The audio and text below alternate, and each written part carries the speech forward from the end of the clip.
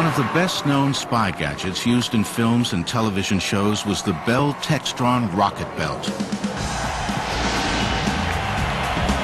The belt and later versions of the flying machine are thrust-driven devices that can literally make a person fly. I think if I had to pick a favorite thing that is believable, that I would love to have, I think it's the rocket pack on the back. I think that was a wonderful, wonderful gadget because it was real, it was futuristic and unbelievable. You look at it and you think, wow, is that on wires? And you actually realize it's for real. I think that was very innovative in its day. I think it was fantastic. Wendell Moore, a Bell Aerospace engineer in Buffalo, New York, created the belt in the late 1950s and early 1960s. Moore got the idea while working with liquid hydrogen peroxide used in the rocket boosters of high-flying research aircraft to keep them stable at stratospheric altitudes. The first tests of the belt were done with pilots tethered to lines inside an airplane hangar. By converting the liquid to a gas, a tremendous amount of thrust was created. Enough thrust, Moore realized, to launch a man into the air. By 1962, Moore perfected the belt. He made tanks that could hold up to 50 pounds of fuel. He created easy-to-use pitch and yaw controls on the handles of the belt. He installed a warning system inside the helmet to let a pilot know his fuel was running low. Moore's belt allowed a man to fly for up to 20 seconds at 60 miles per hour and land safely. Hugh Neeson worked with Moore on the project. Turns out it was all a very natural sequence. If you turn this left hand, you rotate it. If you turn this hand, you went up higher. If you push both back, you went forward. If you lift it up, you slow down. So it turned out to be elegantly simple. In fact, I think the early criteria was have people who weren't pilots fly it. The original thought was to supply this to the Army, to ordinary troops, far-out vision, if you will. And they did not want to constrain by saying it was so complex that you had to have a pilot. In 1963, Bill Suter was a 19-year-old neighbor of William Moore's who was looking for a summer job. What he got was work as one of the first pilots to strap on the rocket belt. The second day that I showed up, I was given a low-pressure tryout on the tether. And when they keep the fuel pressure low, there's not enough power to get you off the ground, but it will shove you around so you get a feel for what you're doing. And the first couple of attempts in the hangar are with low pressure, so you can feel the reaction and what you have to do to overcome it. But then when you get full pressure and your feet leave the ground, everything you thought about previously is gone. It's as soon as your feet are off the ground and you're riding on that thing, it's entirely different from anything you ever experienced. Suter went on to become an expert belt pilot. He flew at demonstrations all over the world and was even hired to fly in the James Bond film, Thunderball. I'm one lucky son of a gun.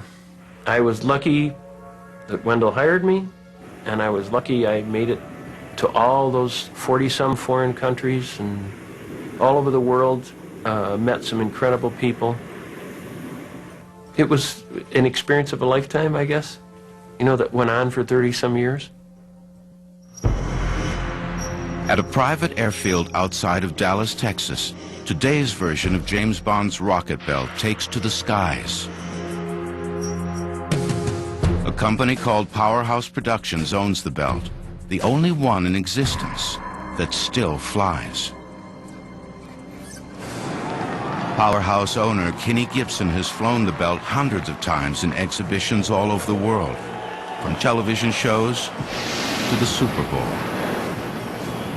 I flew several years ago at the Super Bowl, and when I landed, you would have thought I just made the winning touchdown at the Super Bowl. I mean, the people came out of their seat, they threw their arms up, and it was just this big roar. When you get face-to-face with them to talk about it, they're just amazed that a man can fly this way. Even though that this has been around for 35 years, they're still amazed that this thing flies in the capacity that it flies in. In all his flights, which can reach up to 200 feet off the ground, Gibson said one question is asked more than all the others combined. What does it feel like to fly? Best thing I can come up with is it's like you would imagine flying on a magic carpet. You're just cruising around really smooth and just making turns very graceful and very easy.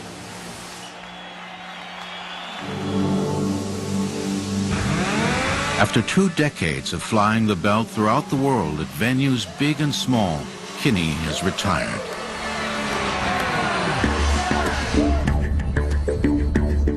But at the Powerhouse Field today, pilot Eric Scott will demonstrate how the Belt works. In the business of stunt flying, Scott is known as the Rocket Man. The ground team makes some final adjustments to the Belt. Then it's time for the Rocket Man to take a test flight. Scott slowly lifts off the ground and hovers for 10 seconds. Everything with the Belt appears to be working fine.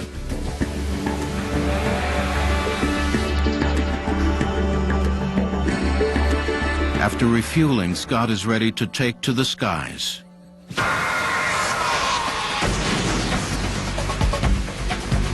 Scott flies above a nearby tree line. He makes a circle in the sky.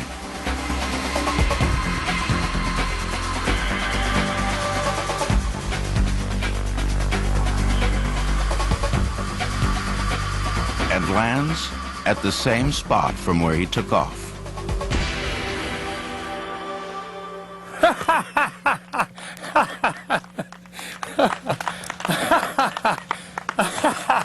I was just having a little fun up there.